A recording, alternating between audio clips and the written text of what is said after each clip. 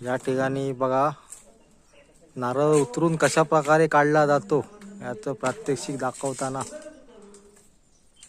शेती मार्गदर्शक राजू सावंत बघू शकता। या ठिकाणी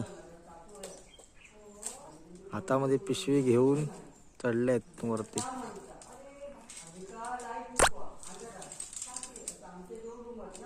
एक एक स्टेप वरती जाताना हात लावून बघतायत, पहिला चेक करतायत नारळ कशा प्रकारे व्यवस्थित तयार झालाय की नाही।